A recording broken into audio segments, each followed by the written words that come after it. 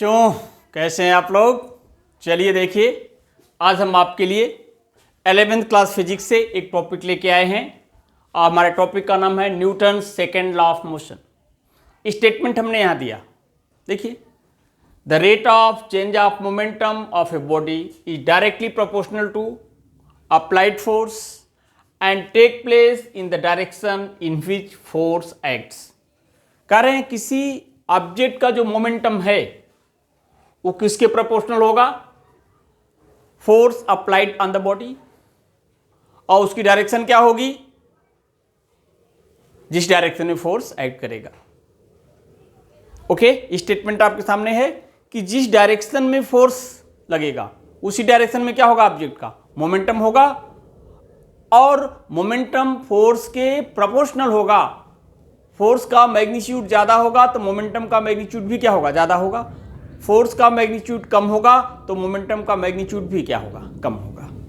अब जरा देखिए, स्टेटमेंट के बाद आगे बढ़ते हैं हम, और आगे बढ़ने से पहले इस स्टेटमेंट को हम यहां से हटा देंगे। हमें लिखने के लिए काफी स्पेस मिलेगा और जो आपको आसानी रहेगी। देखिए, मान लीजिए आपके पास एक ऑब्जेक्ट है जिसका मास क्या है, m है, और किसी particular instant of time velocity क्या है, v है, और उसी इंस्टेंट पर उसके ऊपर फोर्स लगाया कितना, F। अब इस फोर्स का रिजल्ट क्या हुआ कि जो वेलोसिटी है बदल करके v plus what delta v हो गया, मास में कोई चेंज नहीं होगा। तो फोर्स लगाया जिससे वेलोसिटी बदल गई। मोमेंटम होता है P is equal to m into v, ये initial momentum, final momentum m v plus delta v। तो अब जरा देखिए, change in momentum delta p, this is what, final momentum minus initial momentum. और जब इसमें से इसको माइनस करेंगे तो हम डायरेक्ट लिख देंगे, ये आएगा m इंटू डेल्टा v। अब जरा देखिए, मान लीजिए वेलोसिटी पहले v था, कितना हुआ, v plus delta v, because of whom, this force. तो ये जो फोर्स है it will act on the body for certain time, let that time is what, delta t। तो देखिए, delta p equal to m into delta v, that is the change in momentum, for which time needed is what, delta t। तो rate of change in momentum delta p by delta t, this is, और ये क्या हो जाएगा, m delta v by delta t। लेकिन अब यहां पर हम जो स्टेटमेंट दिए थे यहां लिखेंगे, according to Newton's second law of motion. देखिए, F प्रोपोर्शनल टू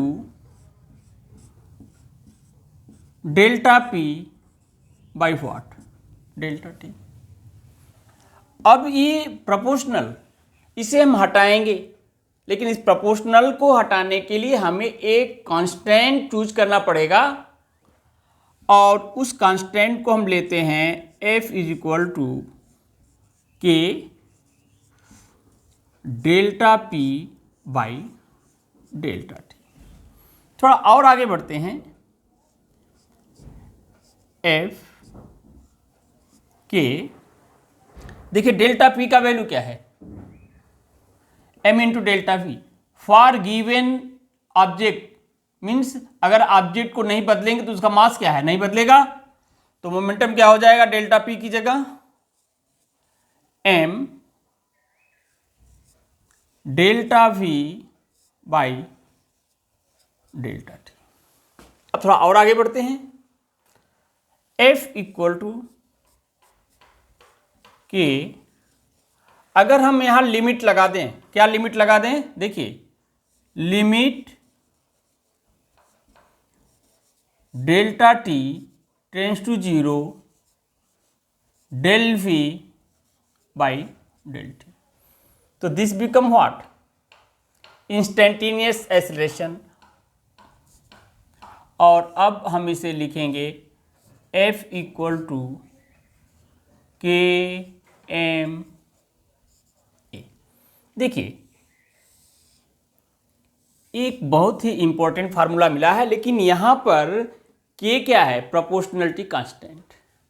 अब यहां से हम इस फोर्स की यूनिट डिफाइन करना चाहेंगे। अब फोर्स की यूनिट को डिफाइन करने में हमारे पास ये लिबरलिटी होगी कि के की वैल्यू को क्या करें, अपने चॉइस के मुताबिक ले लें। और यहां पर एट प्रेजेंट फोर्स की यूनिट को डिफाइन करने में हम के की वैल्यू को कितना लेते हैं, 1 लेते हैं। जैसे देखिए कैसे, कि अगर हम ऑब्जेक्ट का मास m क्या ले लें, 1 kg। अब एक 1 kg का ऑब्जेक्ट है, उसके ऊपर कुछ फोर्स लगा, F have certain magnitude as well as certain direction. लेकिन इसका रिजल्ट क्या हुआ कि ऑब्जेक्ट में जो एक्सेलरेशन प्रोड्यूस हुआ 1 मीटर पर सेकेंड स्क्वायर। तो अगर देखिए इफ के का वैल्यू यहां 1 हो जाए, देखो ध्यान से मैं कह रहा हूं, हमें यहां से एफ की यूनिट को निकालना है इस फार्मूले को यूज करके। लेकिन मैं कह रहा हूं कि एफ की यूनिट को निकालने में हमारा सबसे लिबरल पार्ट क्या है कि के की जो वैल्यू है उसे हम अपनी चॉइस के मुताबिक देंगे। तो हम कह रहे हैं अगर मास 1 kg का है, हमने फोर्स लगाया ऑब्जेक्ट के ऊपर, उसमें एक्सेलरेशन कितना प्रोड्यूस हुआ, 1 मीटर पर सेकेंड स्क्वायर का। तो अगर k का वैल्यू 1 हो जाए तो f क्या हो जाएगा, देखिए 1 इंटू 1 इंटू 1 मीन्स जो भी फोर्स की यूनिट होगी, लेकिन ये न्यूमेरल वैल्यू क्या होगा, 1 होगा। और ऐसी कंडीशन में जो फोर्स मिलेगा that is said to be what, 1 newton. Force को क्या कहेंगे, 1 न्यूटन। और इस तरह से F का वैल्यू हो जाएगा ma। और यहां से अब हम 1 न्यूटन को डिफाइन करेंगे। देखिए कैसे, if a force acting on a body of 1 kg producing acceleration within it 1 meter per second square, then force acting on the object, then force acting on the body is said to be 1 Newton। Means यहां तक हमने क्या किया, Newton second law को statement दिया, और ये जो है that is mathematical form of Newton's first law of motion. थोड़ा और आगे बढ़ते हैं, कुछ और इंफॉर्मेशन यहां देंगे हम आपको।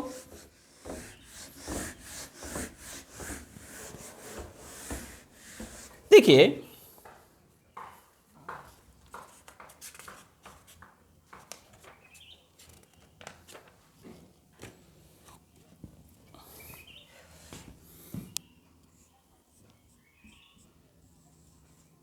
MA क्या हमने कहा, this is mathematical form of Newton second law of motion.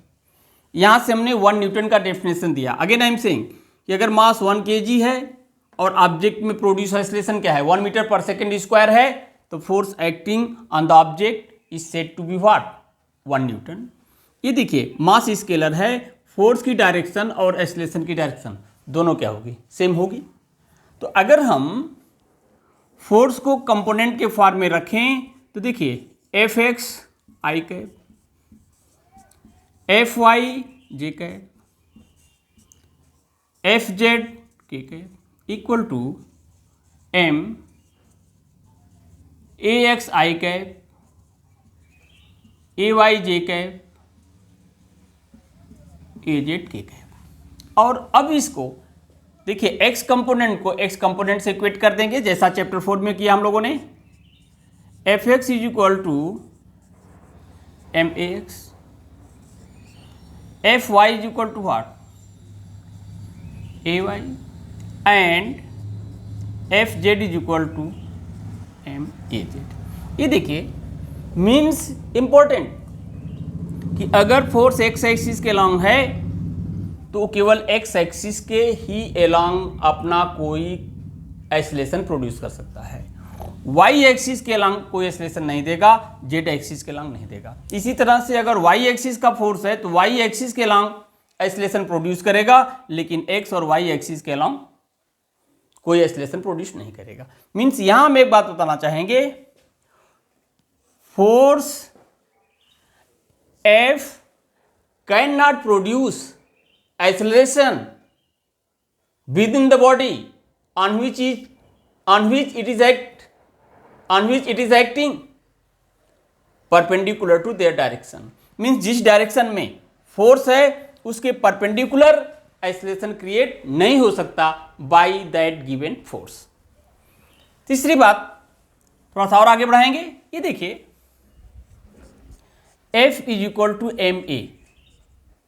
देखो बेटा ये फोर्स जिस ऑब्जेक्ट पर लगेगा ये एक्सीलरेशन उसी ऑब्जेक्ट का है। ये फोर्स जिस ऑब्जेक्ट पर जिस टाइम पर लगेगा वो उसी ऑब्जेक्ट का एक्सीलरेशन है और उसी टाइम का एक्सीलरेशन है। मीन्स व्हाट, फोर्स और एक्सीलरेशन इंस्टेंटेनियस है। मीन्स जिस टाइम पर फोर्स लगेगा उसी टाइम का एक्सीलरेशन मिलेगा, जिस ऑब्जेक्ट पर फोर्स लगेगा उसी ऑब्जेक्ट का एक्सीलरेशन मिलेगा। This is the important things regarding Newton second law of motion. अगर कुछ और ऐड करना चाहते हैं तो एक बात और बता दें कि जो force F is equal to MA है, this is net external force. ये क्या है, नेट एक्सटर्नल फोर्स है, रिमेंबर इट। मीन्स जितने भी एक्सटर्नल फोर्सेस ऐड कर रहे हैं उनका सम ये F है जो कि Newton second law of motion में यूज हो रहा है। इस F में केवल एक्सटर्नल फोर्सेस हैं, इंटरनल फोर्सेस का कोई भी कंट्रीब्यूशन नहीं है। Remember Newton second law of motion में जो फोर्स हम यूज कर रहे हैं वो क्या है, net force acting on the object acting on the particle है। इसमें ऑब्जेक्ट के भीतर जो इंटरनल फोर्सेस ऐड करते हैं उनका कोई रोल नहीं है, उनका कोई कंट्रीब्यूशन नहीं है। With this I am concluding my lecture. This lecture is very important. I hope you like it।